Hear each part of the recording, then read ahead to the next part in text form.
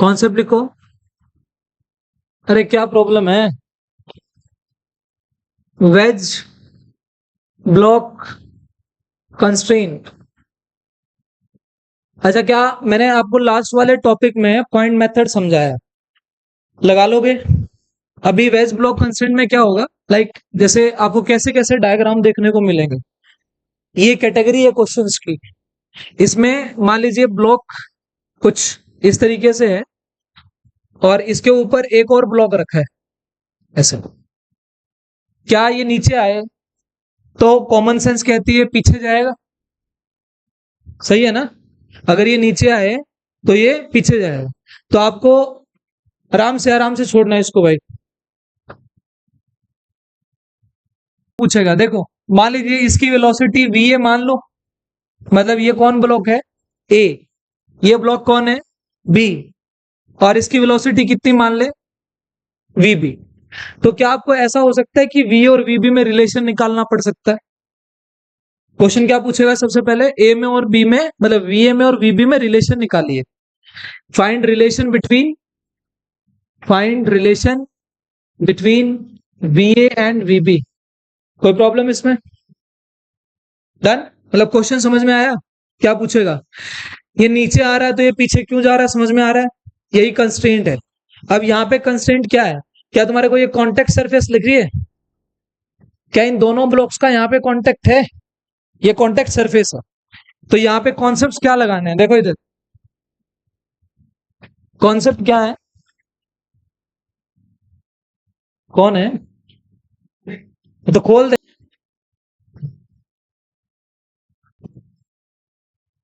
लिखो, contact surface के perpendicular जो कंपोनेंट्स होते हैं वो सेम होते हैं। कॉन्टेक्ट सरफेस के परपेंडिकुलर कंपोनेंट सेम होते हैं। कॉन्टेक्ट सरफेस के परपेंडिकुलर कंपोनेंट्स सेम होते हैं। देखो, अगर तुम्हारे को कॉमन सेंस और लगानी है, समझना है इसमें कांस्टेंट क्या है। एक बात बताइए, अगर ये पीछे जा रहा है, ये आगे आ रहा है, तो इन दोनों का कांटेक्ट बना रहेगा कि नहीं बना रहेगा? बना रहेगा। उस कांटेक्ट को बनाए रखने के लिए कॉन्सेप्ट क्या है कि कांटेक्ट सरफेस के परपेंडिकुलर लगने वाली सारी फोर्सेस, क्या मैं इस वेज का एंगल थीटा मान सकता हूं? यस। बनाओ जल्दी डायग्राम। निकाल सकते हो वीए में और वीबी में रिलेशन? Can you try? क्या तुम इसकी एफबीडी बना सकते हो? मैंने क्या कहा है? कॉन्टेक्ट सरफेस के परपेंडिकुलर लगने वाली वेलोसिटीज जो हैं, जैसे ये वाली वेलोसिटी है, ये वाली वेलोसिटी है, क्या इसका परपेंडिकुलर कंपोनेंट तोड़ना है? सबसे पहले देखो, क्या कॉन्टेक्ट सरफेस यहां है? ऐसा है कॉन्टेक्ट सरफेस। इसमें क्या एक वेलोसिटी नीचे है? कहा नीचे? कितनी? वीए। कितनी है? वीए। वीए। क्या एक वेलोसिटी इसकी इधर है? इधर। कितनी है? वीबी। बोलो, क्या ये एंगल कितना था भाई? थीटा। तो ये जो परपेंडिकुलर है, ये कॉन्टेक्ट सरफेस, ये वाली कौन है? Contact surface. इस कॉन्टेक्ट सरफेस के परपेंडिकुलर कौन? ये होता है, ये होता है। तो क्या ये वाला थीटा है, तो क्या ये भी कितना होगा? अरे हाँ या ना? ये टोटल एंगल कितना है? तो ये वाला एंगल कितना होगा? 90 माइनस थीटा। क्या इस वीबी का इधर कंपोनेंट तोड़ू? क्या इस वीए का इधर कंपोनेंट तोड़े? बोलो इधर क्या आएगा? वीए कॉस थीटा। वीबी का कौन सा आएगा? तो वीबी कॉस 90 माइनस थीटा।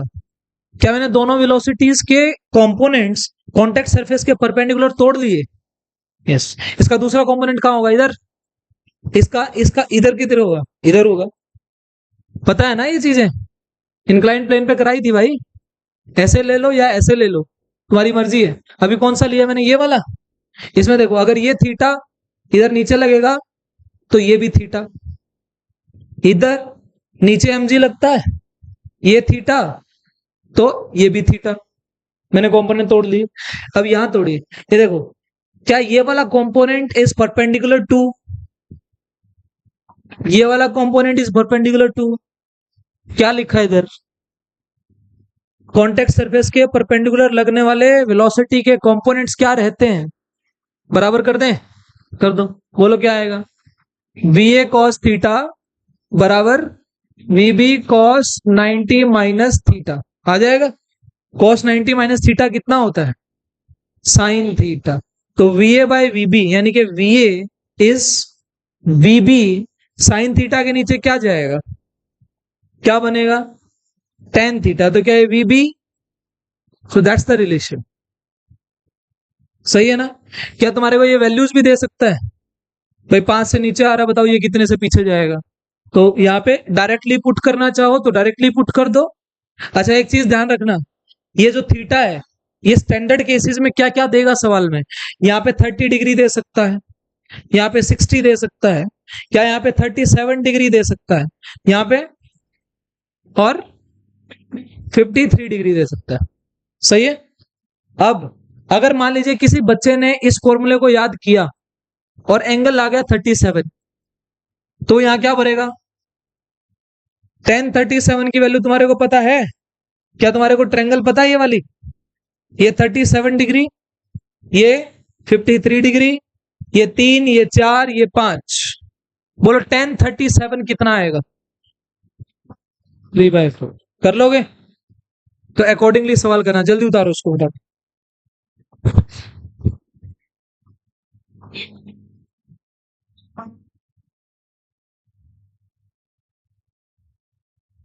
तो हाँ अभी वैसा ही आ रहा है, सेकंड केस और करा रहा हूं। उतार लो।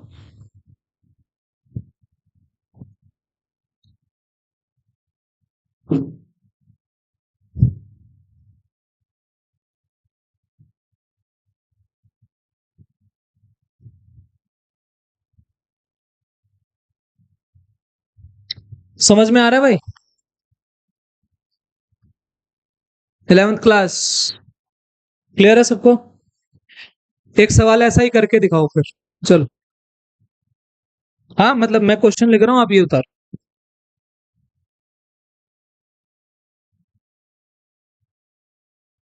एक ब्लॉक की है।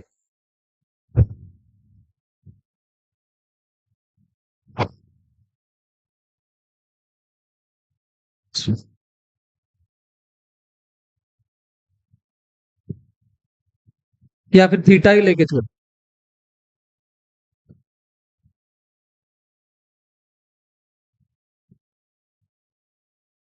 कार्तिक बता, अगर ये वाला ब्लॉक इस पे फिसल के नीचे आए तो ये कहां जाएगा, उधर। ये इस पे फिसल, ये कांटेक्ट सरफेस दिख गई दोनों डिब्बों की, ये दोनों डिब्बे ऐसे यहाँ कांटेक्ट में है, ये नीचे फिसल रहा है इस पे, तो इसको ये पीछे जाएगा ना इस पे। तो ये मेरे को वीबी में और वीए में रिलेशन निकालना, वी और वीबी में दोबारा कॉन्टेक्ट सरफेस ढूंढनी पड़ेगी।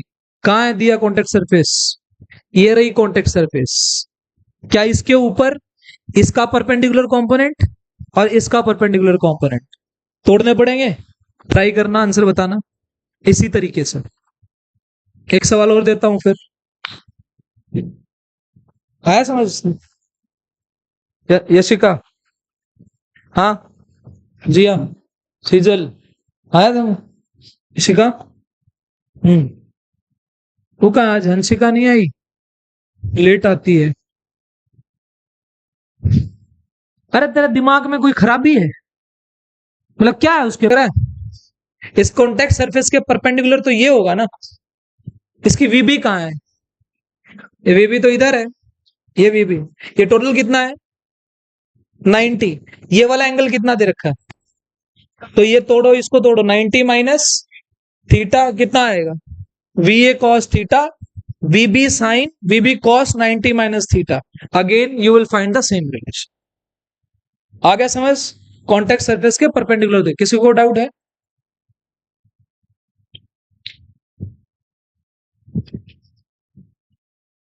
क्लियर है ना। V A cos theta, V B cos 90 minus theta, this one, दोनों को बराबर करना है बस। Next,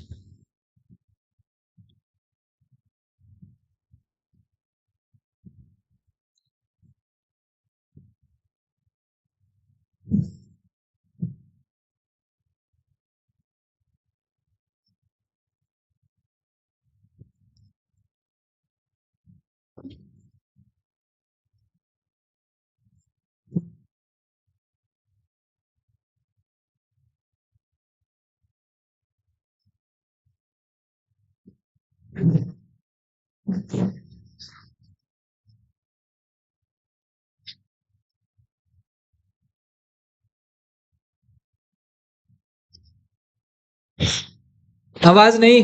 37 degree. यहां बनाइए।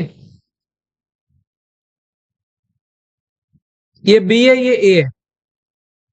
ये बी अभी भी नीचे आ रहा है वीबी से, और ये वी ए कहां जाएगा? पीछे। इस वीबी की वैल्यू है 10 मीटर पर सेकेंड। इस वीबी की वैल्यू है 10 मीटर पर सेकेंड। तो वी ए की स्पीड बताओ। डायरेक्ट भी लगा सकते हो। किसी को फॉर्मूले समझ में आ गए? मैंने जनरल वाले कराए हैं, या कुछ भी आ जाए। डायरेक्ट वैल्यू पुट करना चाहो डायरेक्ट कर लो, नहीं तो कंपोनेंट तोड़ लो, परपेंडिकुलर दोनों को सेम कर दो, आंसर खत्म। 40/3।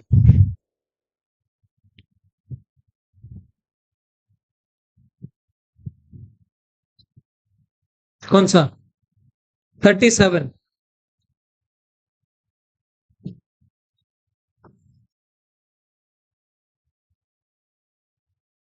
40/3 आ गया।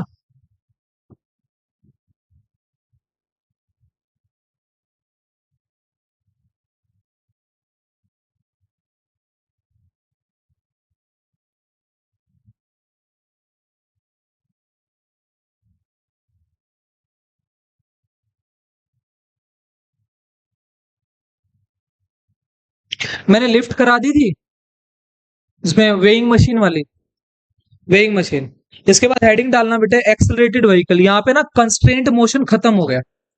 फिर से रिवाइज कर रहा हूँ, कंस्ट्रेंट मोशन में 3 कॉन्सेप्ट कराए हैं। स्ट्रिंग वाला, पुली स्ट्रिंग वाला, और वेज ब्लॉक वाला। और पुली स्ट्रिंग वाले में कल मैंने ज्यादा एम्फोसाइज किया था दूसरे वाले मेथड पे। ठीक है, जिसको पहले वाला समझ में आ रहा है पहले वाला कर सकता है। तीसरा ये सिस्टम ये रहा, ऐसे ऐसे। अच्छा, एक घर के लिए दे दूं ऐसे। देखो, सुनो। कुछ ना ऐसे डायग्राम था, मेरे को ऐसे ही क्वेश्चन याद आ रहा है। क्वेश्चन नंबर 4, लाइक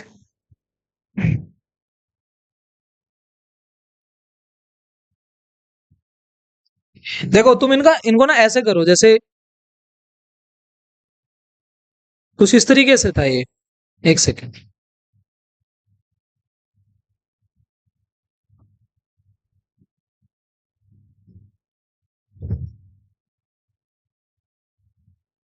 पता नहीं कैसे था यार डायग्राम।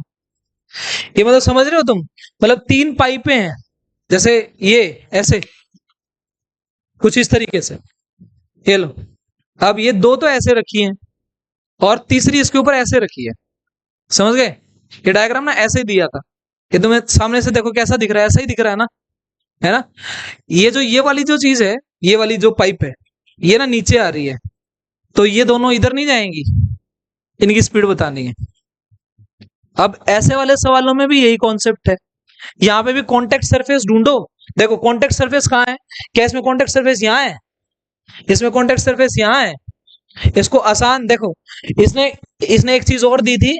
इन तीनों का जब सेंटर मिला रहे हैं, तो ये इक्विलेटरल ट्रायंगल 60 डिग्री, 60 डिग्री, और ये 60 डिग्री। सही है? क्या मुझे पता है, अगर ये भाई साहब नीचे आए, मान लीजिए ए है, तो क्या ये वी ए है? तो ये वाली इधर जाएगी कि नहीं जाएगी? क्या मैं इसको वी भी मान लू? तुम सिर्फ वी भी बता दो मेरे को सोल्व करके कितनी आएगी। Can you try? करना ट्राई। कॉन्टेक्ट सरफेस बनाओ पहले, कॉन्टेक्ट सरफेस।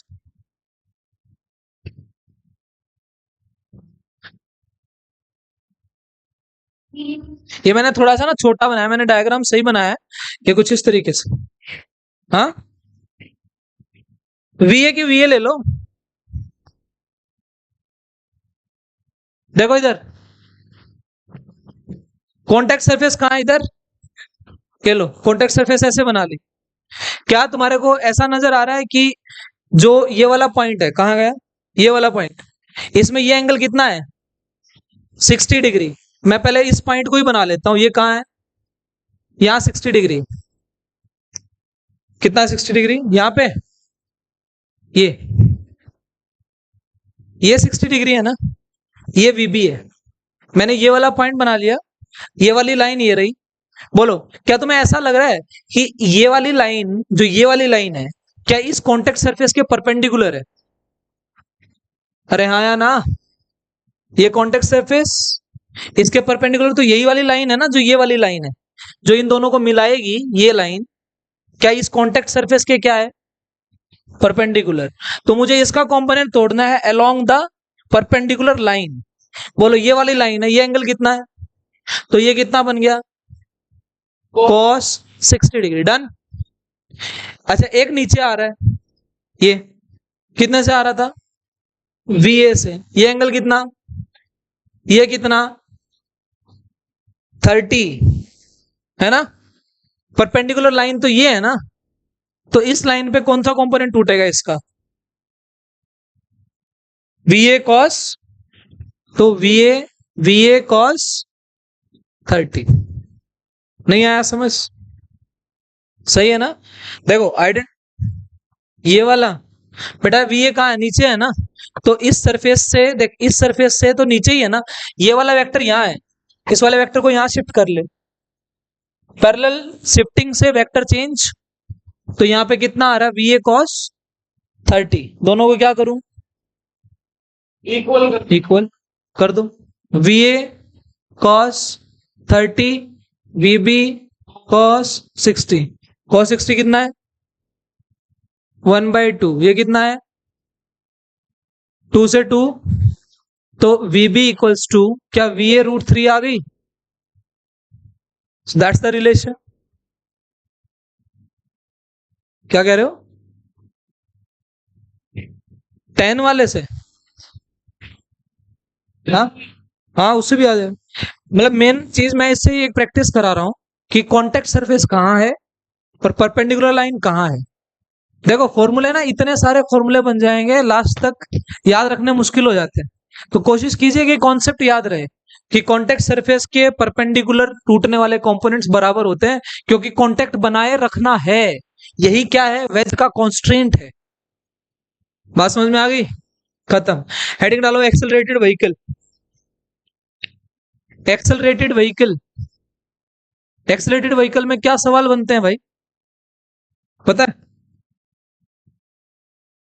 जैसे बस है, बस जा रही है, बस में तुमने एक बॉल लटका दी, अगर वो इधर एक्सेलरेट करेगी तो ये ऐसे नहीं हिल जाएगी, डायग्राम देखो,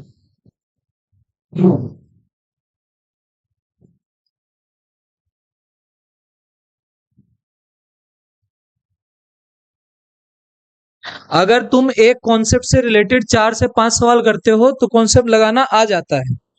लिखिए एक्सेलरेटेड व्हीकल,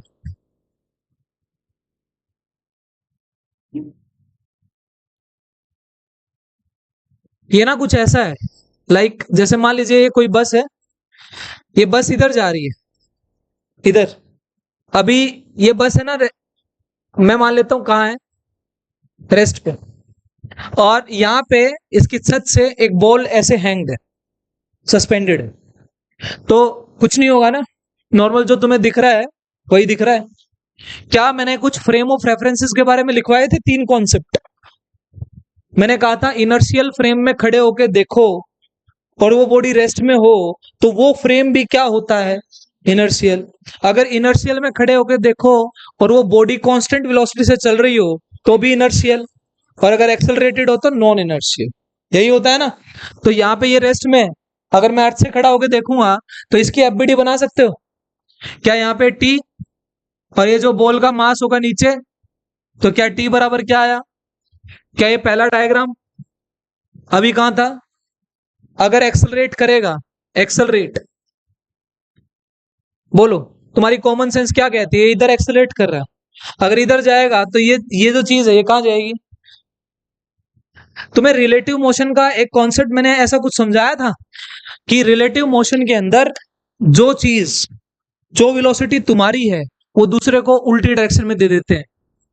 लाइक जैसे मान लीजिए मैं एक बस में हूं और बस मान लीजिए इधर 15 की स्पीड से जा रही है और मैं पेड़ों को देख रहा हूं, तो उठा के अपनी स्पीड पेड़ों को दे दो इन अपोजिट डायरेक्शन, समझ गए। ये एफबीडी और सवाल करने का सबसे बेस्ट तरीका होता है। अभी मैंने एक शायद एक क्वेश्चन नहीं दिया, एक वेज ब्लॉक का, वो अभी मैं देता हूं, उसमें विद रिस्पेक्ट टू वेज और विद रिस्पेक्ट टू उसके दोनों निकालनी है, उससे और क्लियर होगा। लेकिन अभी देखो क्या ये जो ये लटकाया है, अगर ये एक्सेलरेट इधर कर रहा है तो इस पे सूडो फोर्स किधर लगेगी? पीछे। क्या सूडो नकली फोर्स होती है? यस। सूडो फोर्स आती कब है? जब नॉन इनर्शियल फ्रेम होता है, और नॉन इनर्शियल फ्रेम तब होता है जब क्या होता है? एक्सेलरेटेड। इसका एग्जांपल मैंने कैसे दिया था? पेड़ों का एग्जांपल दिया था, फिर से सुन लो। अगर बस में जा रहे हो तो पेड़ तुम्हें चलते हुए नजर आते हैं, नजर आते हैं, क्या सच में चलते हैं? नहीं चलते हैं। इसका मतलब क्या है? अगर तुम लोगों को वो रेस्ट पे ही देखने हैं तो तुम्हें क्या करना चाहिए? तुम्हें रेस्ट पे आना चाहिए कि नहीं आना चाहिए? मतलब तुम अभी चलती बस में से देख रहे हो, तुम खड़ी बस में से देखोगे तो रेस्ट पे ही दिखेंगे ना। या फिर दूसरा तरीका, मान लीजिए आप इधर जा रहे हो, तुम्हें पेड़ किधर जाते हुए नजर आ रहे हैं, इसका मतलब ऐसा लग रहा है कि एक्सेलरेशन कहाँ है, मतलब फोर्स उन पे कहाँ लग रही है, तभी तो उधर जाएंगे ना भाई। तो उधर हम क्या बना देते हैं? एम ए इधर, एम ए उधर, दोनों कैंसिल आउट करेंगी तो न्यूटन के लोग क्या कहेंगे कि वो ट्री कहाँ है? रेस्ट पे। मैंने ये बोला था कि नॉन इनर्शियल फ्रेम में न्यूटन के लॉ लगते हुए नजर नहीं आते। अगर उनको लगते हुए नजर आना है, लाना है, तो कौन सी फोर्स आती है? सूडो फोर्स आती है। तो जहां एक्सेलरेशन होगी उससे अपोजिट क्या लगेगी?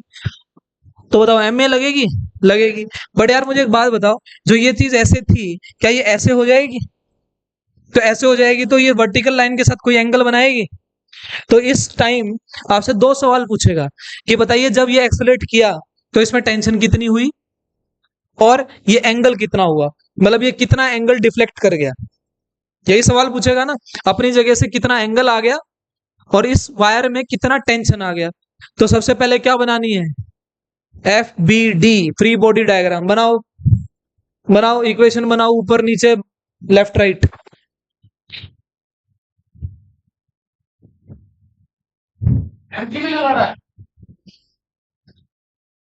जो ये 13th क्लास वाले हैं इधर देखो, तुम्हारे लिए इंपॉर्टेंट है। 11th वाले एक देखो, अगर मान लीजिए कोई चीज आपको ऐसी दिख रही है,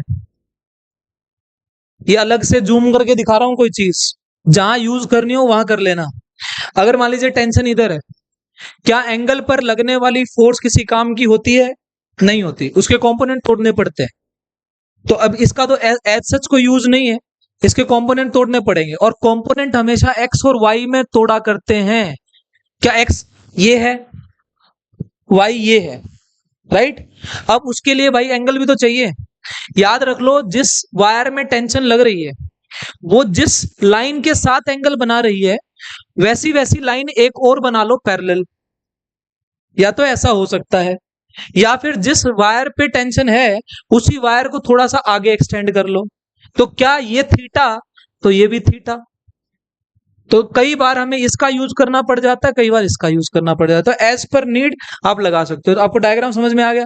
क्या यहाँ पे जो ये जो मैंने बनाई है, क्या मेरे को यहाँ पे ये ठीक ठाक लग रहा है? बोलो, नीचे क्या लग रही है? M g. इधर क्या लग रही है? M a. गुड। इधर एक्सेलरेशन है, क्या देख रहा है? ये क्या है? M a. ऊपर क्या टूटेगा भाई? T cos theta. इधर क्या टूटेगा? क्या हर सिस्टम किस में रहना चाहता है? वेरी गुड, किस में रहना चाहता है? तो इक्विलिब्रियम में बॉडी स्टेबल, स्टेबल तो ऊपर वाली फोर्सेस बराबर, इधर वाली फोर्सेस बराबर, इधर वाली फोर्सेस। क्या टी भी आ जाएगा और थीटा भी आ जाएगा? करना एक बार, बताना। क्या टी कॉस थीटा किसके बराबर? T sine theta M a के बराबर। कोई प्रॉब्लम? अब जब जब साइन और कोस की इक्वेशन आया करती है तो क्या करते हैं? या तो डिवाइड करते हैं या स्क्वायर करके ऐड करते हैं। सही है? ये जितनी भी लैंग्वेज में यूज कर रहा हूं ये बहुत ही यूनिवर्सल चीजें हैं, आपको हर जगह लगती हुई नजर आएंगी ही आएंगी। ये देखो, क्या आएगा? टी का square sine square theta plus cos square theta equals to m जी का स्क्वायर प्लस एम ए का स्क्वायर। मैंने क्या किया? Squaring and adding. ये फर्स्ट है, ये कौन है? इसका मतलब मैंने 1 का स्क्वायर किया, 2 का स्क्वायर किया, दोनों को ऐड कर दिया। बोलो, तो टी कैसे आता फिर? है ना? तो यहां से टी कितना आ रहा है बेटे? टी स्क्वायर इक्वल्स टू, ये तो 1 हो गया, इक्वल्स टू एम जी का स्क्वायर प्लस एम ए का स्क्वायर, तो टी का स्क्वायर हटा और ये क्या आ गया, ये आ गया। सही है, ये टी आ गया। डिवाइड करेंगे तो क्या आएगा, इन दोनों इक्वेशन को डिवाइड करेंगे तो क्या आएगा, थीटा, टेन थीटा आएगा, sine theta by cos theta, tan theta. M A by, तो M A by M G, M से एम कैंसिल, तो टेन थीटा कितना आ रहा है, ए बाय जी, तो थीटा कितना आ रहा है, टेन इनवर्स ए बाय, आया समझ, क्लियर। उतारो उसको फटाफट, क्वेश्चन लिखो एक।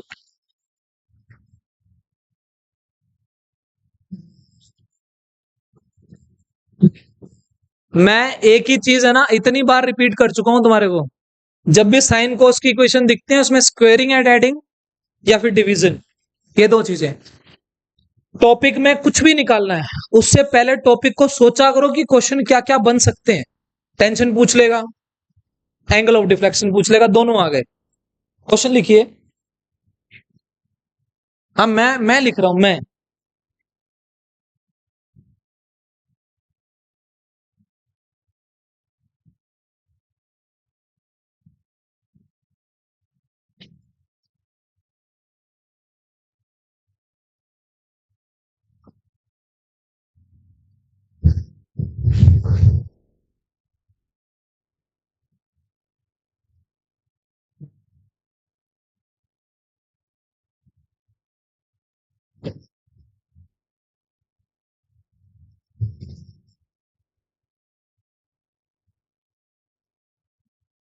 बताओ,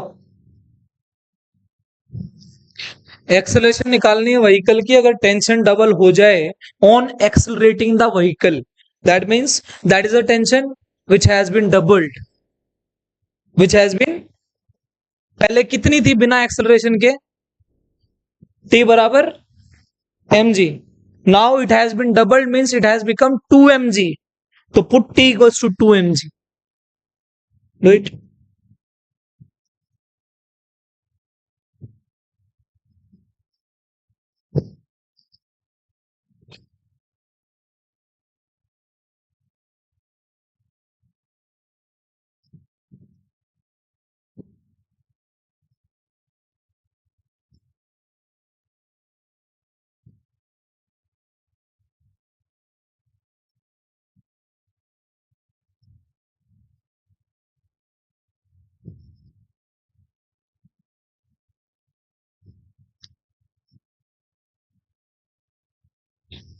आ रहा है समझ में।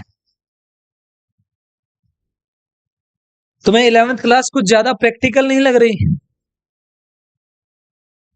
12th क्लास के चैप्टर्स में ना तुम्हारे को ये सोचने की जरूरत पड़ेगी इनको प्रैक्टिकल लाइफ में कहाँ देखें, ये तो हर जगह दिखते हैं, इसको तो अब करके देख लो, अब भी हो जाएगा ये, है ना।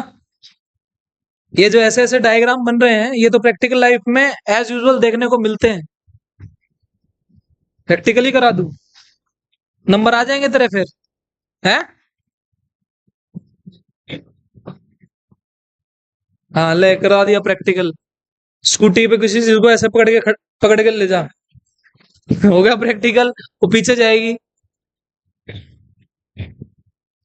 आया आंसर भाई, कितना आंसर आ रहा है, ए की वैल्यू कितनी आ रही, हाँ बेटे, √3 जी।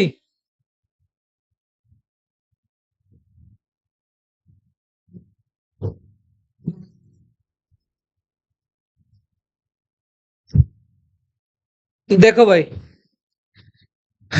एक बार लाइन को पढ़ना दोबारा, find acceleration of the vehicle if tension doubles on, तो on accelerating the vehicle T तो ये होता है ना, एम जी का whole square plus M A का होल स्क्वायर।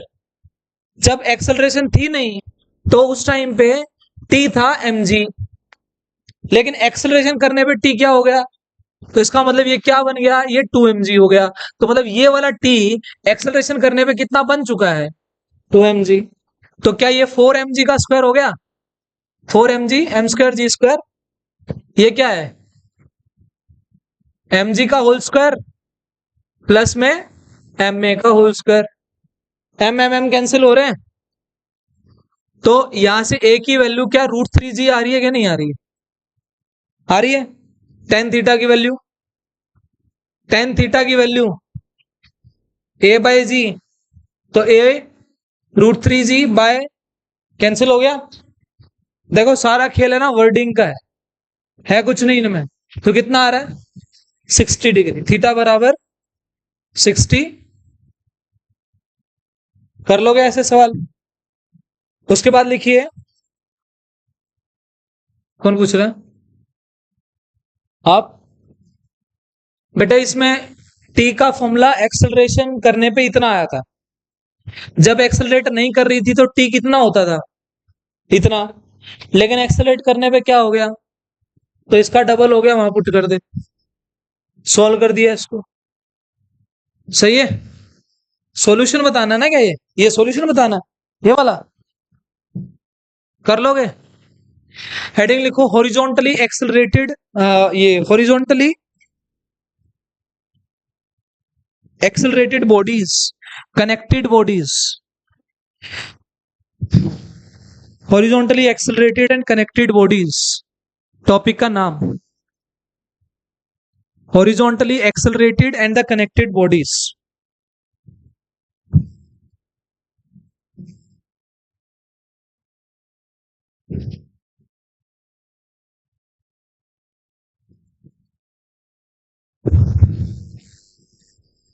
हाँ जी, बताना एक बार।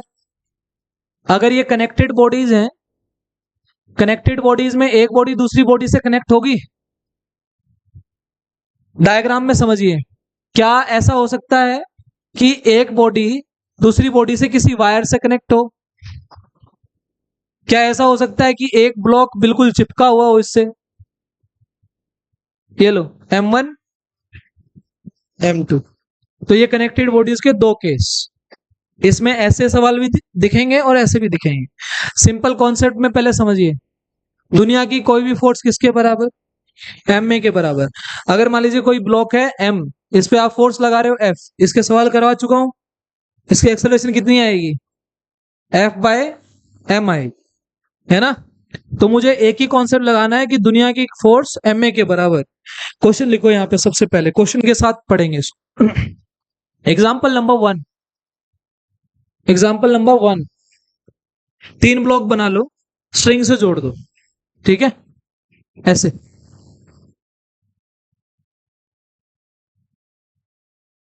बेटा यहां फोर्स लग रही है, तो यहां पे और यहां पे क्या लगेगी, तो बॉडी से अवे लगेगी ना, m1 m2 m3, है ना। तो यहां पे टेंशन लगी मान लो T1, और यहां पे टेंशन कितनी लग रही है, T2। सोचो पहले, ये जो फोर्स है क्या इधर लग रही है, एक्सेलरेशन भी इधर ही आएगी, सारी फोर्स ma के बराबर, लेकिन ये F इक्वल्स टू ma में, मेरे को यहां पे सवाल क्या पूछेगा, T1 बताओ और T2 बताओ, यही सवाल पूछेगा ना। स्टेप नंबर 1 यूनिवर्सल स्टेप है, सबसे पहले A निकालना ही पड़ेगा, A निकाले बिना सवाल बनेगा नहीं। ये देखो कैसे, बोलो, F इक्वल्स टू ma, ये था, ये फोर्स कितने डिब्बों को खींच रही है, तो ये मास कोई m1 m2 m3 होगा क्या नहीं होगा, तो इंटू ए, ये F आ गया, तो यहां से ये निकाल लोगे ना। तो A की वैल्यू F में m1 plus m2 plus m3। अब एक चीज और समझाओ मेरे को, क्या अगर इसकी एक्सेलरेशन आ गई पूरे सिस्टम की, इट डज मीन कि ये भी A से जा रहा है, ये भी A से जा रहा है, ये भी A से जा रहा है। क्या तुम जैसे F के लिए तुमने काम किया, can you do that for T1? T1 कितनों को खींच रहा है, 2 को, तो दुनिया की कोई भी फोर्स T1 कितनों को खींच रहा है, m1 m2 प्लस इंटू ए निकाल ली, भर दो, आंसर आ गया, सिंपल है। T3 कितना आएगा, T2 किसको खींच रहा है, m3 इंटू ए निकाल लिया, भर दो, m3 into F by M1 plus M2 plus M3। बहुत सारी किताबें इनको ना खामखा का शॉर्टकट बना के लिखती हैं कि पीछे वाले डिब्बे, आगे वाले डिब्बे, ऐसे ऐसे करके लिखती हैं, पर कोई ऐसा जरूरी नहीं है। लिख देता हूं मैं यहाँ पे, क्या आ रहा है, M2 plus M3 by M1 plus M2 plus M3 into F, यही आएगा। बोलो, क्या मैं यहाँ पे ये जो A है, ये वाला जो फोर्स है, इसको देखो T1 को, क्या इसका T1 का आंसर क्या है?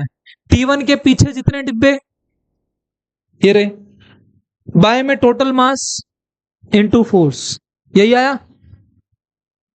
Masses behind, masses behind the force, है ना, वो ऊपर लिख दिया, नीचे टोटल मास इनटू, ये देखना। अगर मेरे को T2 देखना है तो T2 के पीछे कौन सा डिब्बा है, M3 बाय में टोटल मास इनटू, तो आप ये सब निकालने के बजाय डायरेक्ट लिख सकते हो। यस, तो यहाँ पे ऐसे लिख देते हैं, लिख लो आप भी। क्या लिख देंगे कि कोई भी फोर्स जो आएगी तो मास बिहाइंड द फोर्स बाय में टोटल मास इनटू क्या आएगा, टोटल फोर्स। तो इस डिब्बे से लोग इसको याद कर लेते हैं। नेक्स्ट, हाँ जी,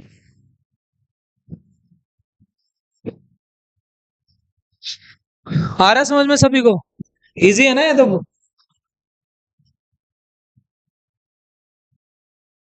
शक होगा इसको, है? 10 डिब्बे बना लो, 10 डिब्बे बना लो, 1 kg 2 kg 3 kg जोड़ के बनाओ, बनाओ, छोटे छोटे बना लो। क्वेश्चन में 1 kg 2 kg 3 kg 4 kg 10 kg तक ऐसे ही ब्लॉक बना लो, यहां से शुरू हो जाओ, 1 kg 2 kg 3 kg 4 kg 10 kg।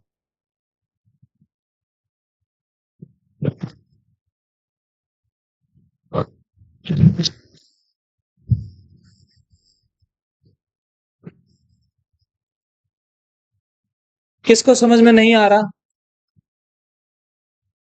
बनाओ, बना लिए? सबसे पहले वाले डिब्बे पे यानी कि 1 kg वाले पे 100 न्यूटन की फोर्स लगा दो, 100 न्यूटन की, सही है, 100 न्यूटन की फोर्स लगा दो ऐसे, 4 5 6 7 8 9 10, सही है, इनको जोड़ दो। ये 1 kg है, और कहां तक जा रहा है ये, 10 kg तक, यहाँ इस पे कितने लगा रहा है, 100 Newton. Find tension between fifth and sixth block, find tension between पांचवा एंड छठा ब्लॉक, फिफ्थ में और सिक्स्थ के बीच में टेंशन निकालनी है।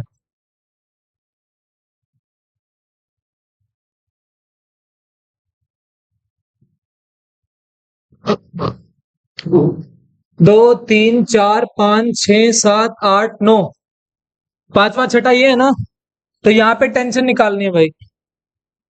क्या बोला था, जहां की टेंशन निकालनी है उससे पीछे वाले डिब्बे देखने हैं, कितने हैं ये रे, कितना आ रहा है,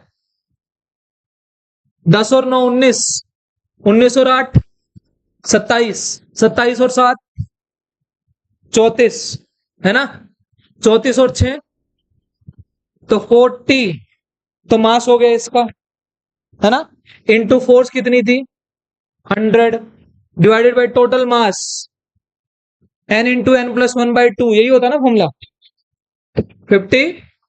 इन सब का 1 से 10 तक कितना सम बनेगा, 55। सोल्व कर दो, कितना आ रहा है, 4000, 55।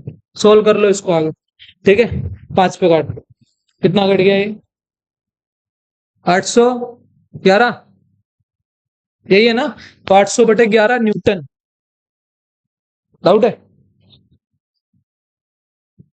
और कराए तो कर देना, ऑप्शन देख के दिखाना है ना, ऑप्शन देख के आंसर देखना है। हेडिंग लिखिए कॉन्सेप्ट, स्टार लगा के,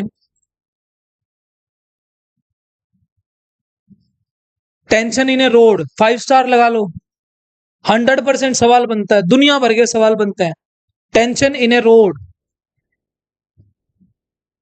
टेंशन इन रोड। मैंने जब टेंशन का टॉपिक पढ़ाया तो उसमें मैंने कहा था ना कि एक रोड भी आएगी।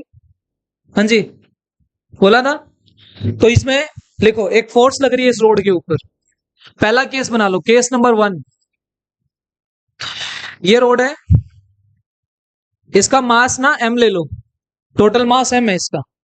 इसकी लेंथ कितनी है, ऐसे लिख लो, m मास है, l लेंथ है, और फोर्स F लग रही, ये लग रही। तो मुझे इसमें टेंशन बतानी है। तो इसमें ऐसी क्या मेथडोलॉजी है जो हम यूज करेंगे। क्वेश्चन लिखो इसमें, find tension eight A distance x from the pulling and. Find tension eight A distance of x from pulling and. Pulling and सही है, बोलो। अब इसमें पुलिंग एंड तो ये है ना, इससे कितनी दूरी पे, इसको बनाओ। ये रोड बनाई मैंने, क्या इस साइड से कितनी दूरी, तो x दूरी ये हो गई, मान लो ये हो, क्या ये बच गया। तो इतने पोर्शन पे देखना है ना मेरे को। तो टेंशन इस पे ऐसे लगेगी, क्या यहां की लेंथ x है तो ये कितनी बच गई। क्या मुझे इसका मास पता है, निकालना पड़ेगा। तो क्या इसको मैं m डैश मान लू, मुझे नहीं पता ना इसका मास। तो कैसे निकालेंगे, जब l लेंथ थी तो मास कितना था, m। एक थी तो m बाय एल, और l माइनस एक्स है तो m by L, m by L, l minus x. इसका मतलब जो ये वैल्यू आई है ये वाली, क्या ये m डैश की वैल्यू आ गई कि नहीं आ गई। दुनिया की कोई भी फोर्स, तो t को m के बराबर कर दो। ये देखो, अगर मेरे को t निकालना है, t के पीछे कौन सा मास है, m डैश, वो मैंने निकाल लिया।